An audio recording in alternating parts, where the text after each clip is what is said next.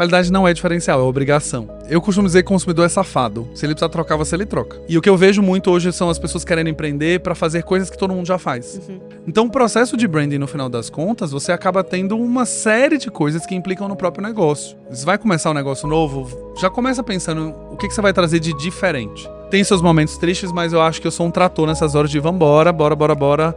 A gente fica triste 1, 2 dias, mas segue em frente. O ponto é que essa Gen Z, ela vem com um comportamento de compra muito diferente do que a gente está acostumado. E ambiente de consumo de conteúdo muito diferente. O que eu quero fazer é me divertir e levar essa vida a melhor parte dela. Então eu gosto muito dessa energia de viver.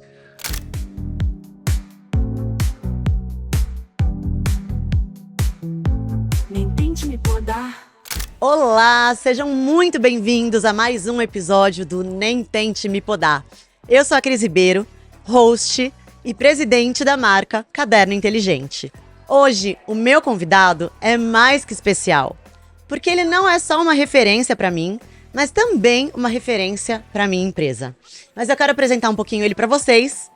O Galileu Nogueira é estrategista de marca, fundador da consultoria Galileu Branding, e um dos principais nomes do branding no Brasil. Para mim, o nome. Com mais de 15 anos de experiência, já atuou com marcas como Ambev, Itaú, Pets, 99 e Me Poupe, onde liderou o reposicionamento que dobrou o faturamento dessas empresas. É palestrante, professor na SPM e criador também de um podcast super acessado que se chama Branding em Tudo. Um tema que eu amo e uma figura que eu admiro demais. Gali, seja muito bem-vindo. Muito obrigado. Faltou falar uma marca que a gente trabalha. Qual que é a marca que a gente trabalha? Caderno Inteligente! Agora sim. Agora, muito obrigado pelo convite, estou muito feliz. Eu também estou muito feliz de ter você aqui. Hoje a gente vai trazer um pouquinho do seu universo, que pra mim é um universo que inspira tantas áreas, que a gente fica achando que quando a gente fala de marca, a gente só tá falando de logo, de imagem, e na verdade a gente tá falando de tanto mais que isso. E com o Gali, através até do curso dele que eu tive, a honra e o privilégio de participar, eu consegui aprender muita coisa para aplicar muito além do que eu já imaginava na minha marca. Bom. Então eu queria que você começasse a contar um pouquinho sobre você, Gali por Gali. Olha, já começamos uma reflexão aqui, nesse Já? podcast, muito bom. Obrigado pelo convite, acho que vai ser um papo muito gostoso, estou muito ansioso pra gente conversar. Eu me chamo Galileu Nogueira, eu sou sergipano, moro em São Paulo tem 13 anos. Daqui a pouco vai ter quase 20 anos morando em São Paulo, mais tempo que eu moro aqui do que morei em Aracaju, no final das contas. Sou formado em publicidade e me mudei para São Paulo para fazer carreira por aqui. Como publicitário em Aracaju, eu tinha um espaço limitado para crescer. E eu acho que tudo a ver com o podcast, quando a gente fala de Não Tente Me Podar, justamente eu não queria ficar naquele lugar que com 23 anos meu pai já estava falando de comprar apartamento, de já começar a comprar o carro, de já começar fincando raízes onde eu morava. E eu falei, não, eu preciso explorar o mundo, tem muita coisa para fazer ainda, com 23 anos eu não posso estar pensando em comprar apartamento. Eu quero viver muito essa experiência. Então eu vim para São Paulo em 2012, comecei a construir minha carreira aqui. Do lado profissional, acabei passando por marcas muito legais. Não trabalhei na Integral Médica, na parte de wellness, cuidando de toda a parte de comunicação e proteína para os marombeiros. Depois fui para a Philips cuidar de coordenação de televisão e monitor, que são duas categorias muito legais também. A Philips era uma marca top of mind na cabeça dos nossos pais, nossos avós, na categoria de televisão. Segui, fui trabalhar na Oracle, segmento completamente diferente, porque eu queria na minha carreira ter uma marca B2B, para poder dizer que eu passei e entendi como é que eu construí uma marca que vende para outras empresas. Fui para 99, depois de um tempo em que eu entendi que minha carreira... Eu já tinha chegado onde eu queria chegar, e é uma coisa que eu gosto de falar bastante, Na Oracle era o suprassumo do meu sonho. 30 anos, gerente, América Latina, falando espanhol, português e inglês, time de 7 pessoas. Cheguei lá, Na minha cabeça, como alguém que veio de Sergipe, eu falei, cara, cheguei no ápice. E quando eu cheguei lá, eu falei, não é isso que eu quero. Não é isso que me realiza, não é estar viajando o tempo inteiro toda hora, não é com esse time que eu tô aqui, não é exatamente esse lugar que eu vislumbrei, e comecei uma jornada de ir diminuindo justamente o que eu tinha como visão de sonho. Meu pai foi uma pessoa que sempre me incentivou muito a crescer, a viver e a explorar o que eu queria, mas ele introjetou de uma maneira um sonho que não era meu. Demorei pra entender isso. Quando eu cheguei lá, eu falei, esse é o sonho do meu pai, mas e o meu, qual que é? Não é que me fazia mal, nem me fazia triste, Mas o que eu procurava pra mim era outra coisa. E aí nessa jornada eu falei, agora eu vou pra um lugar menor, com menos funcionários, com a marca menos conhecida, para que eu pudesse construir a minha trajetória ali, ser mais ouvido, colocar mais a mão na massa. E eu fiz um movimento de sair da Oracle, que era uma empresa com 3 mil funcionários na América Latina, para ir trabalhar na 99, uma empresa que tinha 500 funcionários quando eu entrei, tinha acabado de ser comprado pelos chineses. E foi uma jornada muito incrível, numa empresa que tinha mais valores, que eu me identificava mais, que eu pude colaborar mais. Saí da 99 com essa jornada de novo, do tipo, cara, ainda não é isso que eu quero. Fui para uma empresa menor ainda, que ao mesmo tempo de número de funcionários era pequena, mas de alcance era gigantesco, que era trabalhar com a Natália, no canal Me Poupe. A gente tinha uma empresa de 15 funcionários, mas com 6 milhões de inscritos no YouTube. E aí você fala, não, eu tô agora num outro lugar. Foi muito bom ter trabalhado com ela durante o tempo que eu passei, a gente viu a pandemia. Foi justamente na pandemia, eu entrei em outubro de 2020, em março de 2020 eu entrei lá, e a gente teve uma pandemia começando no final de março, com lockdown e tudo mais. Uma marca que se tornou extremamente útil para o momento de sociedade, que era o que a gente vai fazer agora com o dinheiro, sendo que as pessoas estão sendo mandadas embora, a gente tem aqui agora administrar pagamentos de fornecedor, de empréstimo, de aluguel. Como é que eu pago se eu não tenho mais emprego? Então é uma marca e uma pessoa que foi muito necessária para tranquilizar todo mundo, para trazer saídas, para ensinar macetes de o que você faz com sua rescisão, como é que você investe, como é que você negocia para um financiamento pausar durante X meses para voltar, como é que você negocia o seu salário com sua esposa, seu esposo, como é que você junta tudo isso para de fato conseguir se sustentar durante um período que foi muito crítico. Mas a marca tinha um propósito muito bom, que era fazer os brasileiros entenderem sua educação financeira para saírem melhor dessa pandemia. E aí lá eu tive uma outra certeza que era, eu acho que meu lugar no mundo é empreender.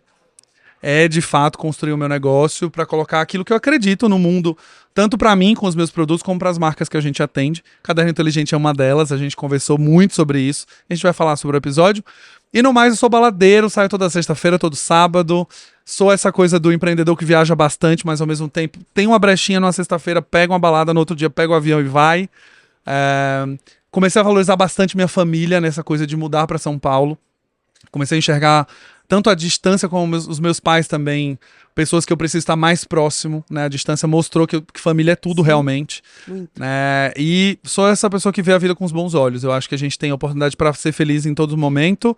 Tem seus momentos tristes, mas eu acho que eu sou um trator nessas horas de vambora, bora. A gente fica triste 1, 2 dias, mas segue em frente. Então, assim, um grande resumo de quem sou eu por eu mesmo. Sou essa pessoa que vai conseguir misturar um pouco de trabalho, um pouco de terra, água e vontade para viver nessa coisa. Eu amei. E muita inspiração, né, gente? Galileu, é isso mesmo, ele traz essa força, ele traz essa determinação e brilho no olhar, que eu acho que começa também por aí o branding, né? Se você não ama, se você não tem propósito, que é muito o que você trouxe, sim, e que eu acredito verdadeiramente, a gente não vai pro próximo passo. Então, para você, qual que é a receita ideal para quem quer, de fato, fazer branding em sua empresa? Primeira coisa é você ter uma clareza do que a sua empresa nasceu para fazer, no final das contas, da razão de existir mesmo, né? Quando a gente fala das marcas, a maioria das vezes a primeira coisa é pensar no produto. O produto veio aqui para ajudar as pessoas a escreverem suas ideias, a escreverem seus pensamentos, no caso de caderno inteligente, etc. Mas no final eu tô fazendo o quê? Além disso, além do meu produto, eu tô aqui, qual é a razão de existir no final? E a gente, quando vive no Brasil, a gente tem um cenário de empreendedorismo que 48% dos empreendedores, segundo o Sebrae, eles abrem uma empresa por necessidade. Seja porque está desempregado, seja porque precisa aumentar a renda, seja porque precisa trazer uma outra forma de viver com seus filhos, aumentou sua família, né, você foi mandado embora do emprego. Como é que vai ser isso? E o empreendedor, geralmente, que está ouvindo aqui a gente, ele não para estruturar a abertura da empresa. Eu tenho esse dinheiro, com esse dinheiro eu vou organizar isso aqui, eu vou contratar essas áreas, eu vou trazer esses profissionais. O que a gente tem é um cartão de crédito, um sonho e vambora. E nem sempre o cartão de crédito tem ainda. Às vezes é o dinheiro que tem no bolso ali da rescisão e vambora. Olha lá. Tocar. Então eu acho que a primeira coisa é você ter muita clareza do ponto de vista de propósito, que é, eu tô aqui para fazer o quê no final? O mundo precisa de mais uma marca de caderno, mais uma marca de folha, de papelaria? Precisa dessa marca? Se sim, precisa por quê? Eu acho que essa é a pergunta que a gente tem que ter. E depois a clareza do negócio também. Simon Sinek, né? Simon Sinek. Comece pelo porquê. Quem não leu ainda, pode procurar esse livro, que ele é bom demais. Mas eu acho que tem uma clareza de negócio também, que eu vejo muito nas marcas que a gente atende como consultoria, que é produtos muito iguais, sem diferencial, sem uma construção de proposta de valor bacana. achando que o produto vai vender porque você tem um sonho, né? Ou porque, eu gosto, o produto tem muita qualidade. A gente faz muito exercício, né? Qual é o diferencial do seu produto? Qualidade. Qualidade não é diferencial, é obrigação. Meu atendimento é bom. Parabéns por fazer o mínimo. Seu atendimento ser bom é a mesma coisa.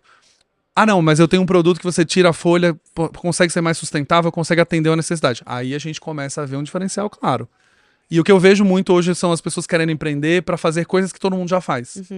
Mais uma marca de maquiagem, mais uma marca de papelaria, mais uma marca de caneta, mais uma marca. O que é, no final das contas, que você vai entregar? Acho que com essas duas coisas, você sabendo, você já está na frente de 90% dos empreendedores que estão começando agora. Eu concordo plenamente, acho que é muito isso, né? A gente vê, principalmente aqui, a gente tá numa feira, né? Na feira que o Caderno Inteligente expõe. E eu até quis inaugurar o meu podcast aqui, que tá apartado da marca, para trazer essa essência do que a gente tem no produto, na marca, na nossa empresa como um todo. E também aproveitar um momento de comemorar os nossos 15 anos de vida com um novo projeto, né? Acho Debutante. É um debutante, só começando a vida. Literalmente, né, Gali? A gente não vai trazer tanto detalhe sobre isso, mas assim, tá só começando a vida. Tá só começando. Mas as pessoas, elas olham muito isso. Nossa, o Caderno Inteligente tá dando certo. Eu vou fazer igual. E não é sobre isso, né?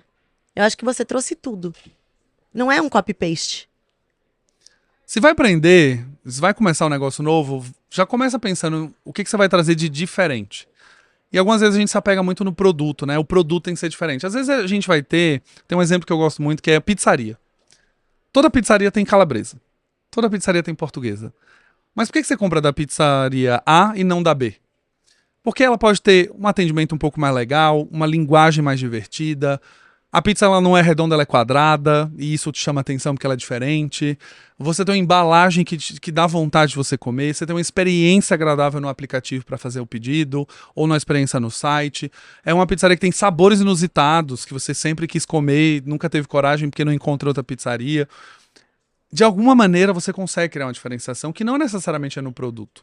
Você pode ter uma diferenciação no tom de voz, ser uma marca divertidíssima, que você se identifica com o fato dela ser divertida. A pizzaria vai ser de calabresa, a pizza de calabresa do mesmo jeito.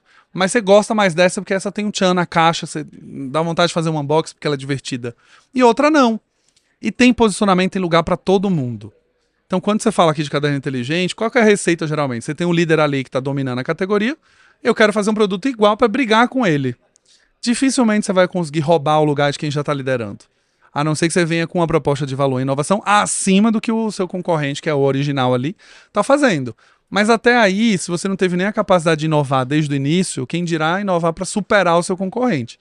Então, acho que olhar para a maneira de construir um negócio já com esse olhar de o que eu estou trazendo de diferente é um bom começo. Eu tenho toda a certeza disso. E acho que é o ângulo que a gente tinha, talvez sem saber chamar muito bem ali de branding, né? E que ao longo do tempo a gente foi, inclusive agora, numa imersão junto com o Galileu, através da consultoria dele, entendendo muitas coisas da marca. E se vocês forem ver todo o processo para fazer um rebranding, para fazer um naming, né, enfim, para trazer ali a arquitetura de marca, conta só assim um resumão de uns nomes que as pessoas nem têm ideia muitas vezes que existem. Vou te fazer uma pergunta antes. Quanto tempo a gente está trabalhando, Cris? 6 meses. 6 meses. De uma coisa que parece ser muito fácil, né? Quando você para pensar em branding, as pessoas acham que vamos mudar ali o nome, vamos mudar a embalagem, fazer um design novo, lançar uma comunicação e resolvido. E acho que vocês conseguiram ver, né? Você principalmente, mas acho que a empresa conseguiu ver o quanto uma decisão de branding impacta o negócio inteiro. Então, quantas vezes a gente teve discussões como, olha, a gente quer mudar isso aqui, mas isso vai impactar no estoque que a gente tem feito. Eu vou querer colocar uma luvinha, uma cinta nova. Isso vai impactar no meu P&L do produto. Porque eu tenho que prever esse custo dessa luva. Eu vou mudar o nome. Cara, mudar o nome muda tudo. Fornecedor, cliente, parceiro, muda tanta coisa. Então o processo de branding, no final das contas, você acaba tendo uma série de coisas que implicam no próprio negócio. Então eu acho que quando a gente está falando de rebranding, estamos falando de branding, pensa que a gente tem pelo menos 6 coisas acontecendo. Você tem propósito de marca, promessa, posicionamento, atributos e tom de voz. 5 coisas que parecem que a gente resolve rapidinho. Mas quando a gente pega marcas como vocês, que já tem 15 anos, tem muita coisa que já é a essência de vocês. e que a gente algumas vezes já tem nome para isso, ou às vezes isso simplesmente foi acontecendo, a marca foi acontecendo, foi crescendo, e nós como consultoria precisamos tirar isso de dentro de vocês para saber o que realmente está na cabeça. Então às vezes você fala, eu não sei exatamente os 5 atributos da Caderno Inteligente, se eu fosse dar nome, mas o meu papel como consultoria é identificar quais são os 5 mais fortes. E saber com que vocês me digam isso para que a gente consiga estabelecer, mas também fazer uma pesquisa de mercado, para entender o que o consumidor está esperando que vocês façam na hora de comprar um caderno, na hora de comprar um acessório. Então, branding é um processo muito sério, né? E ele não é exclusivo para marcas grandes. A gente tem marcas pequenas, tem marcas médias. Fazer branding com a consultoria talvez seja assim para uma marca maior, gastar mais dinheiro, investir mais. Mas pensar nesses 5 itens aqui, propósito, promessa, tom de voz, atributo, você já conseguiu começar a desenhar uma estratégia de branding na sua casa. Total. É impressionante. E o mais engraçado é que eram coisas que pareciam muito básicas, mas que quando a gente tava ali reunidos no workshop, eu falava, meu Deus do céu, e agora? É isso. Aí o Gali trazia uma provocação. Não, mas veja por esse lado, né? Continua sendo isso? E eu falava, não, é outra coisa. Então, é muito gostoso por isso. E a gente acha, muitas vezes, que o branding, falar de marca, é algo que vem da intuição, que vem de um dom. Nossa, porque o Galileu, ele tem o dom. Com certeza, ele tem algo diferenciado, que faz ele ter um olhar que traga um diferencial, que traga ali uma visão de alguém que ame o que faz. Mas, na verdade, tudo que ele faz tem técnica. E isso foi o que eu mais aprendi com você. Inclusive, o Gali tem um livro. Aproveita para falar do seu livro, porque é maravilhoso. Por favor. Fazer o jabá. Eu não trouxe o livro aqui, mas quem tá ouvindo, depois a gente vai colocar o thumbnail aqui na tela na edição. Sim. Eu escrevi esse livro em agosto do ano passado, chama Branding de Perto, o guia para você construir e gerenciar a sua própria marca. E veio de uma necessidade que eu identifiquei ao longo desses últimos anos, né? Eu trabalho com isso há 15 anos. De não encontrar, primeiro, autores brasileiros falando de branding. A gente tem 3 autores que falam de branding no Brasil. Segundo, exemplos de marcas brasileiras sendo retratadas nos livros. Quando a gente lê os livros de autores renomados, como o Acker, como o Keller, o Kotler, a gente sempre vai ver Nike, Adidas, Harley Davidson. São as marcas que, de fato, a gente tem que aprender com elas. Mas cadê Natura? Cadê Itaú? Cadê Tramontina? Nubank. Cadê uma das marcas desses dias que eu tava conversando? Granado. Incrível. A gente não fala sobre essa marca. Granado tem 150 anos. A família imperial portuguesa consumiu Granado quando veio pro Brasil. Um puta histórico legal de marca, um puta legado legal. Uma marca que não precisou fazer reposicionamento de nada. A essência da marca, ela é hoje mais adequada à cultura que a gente vive.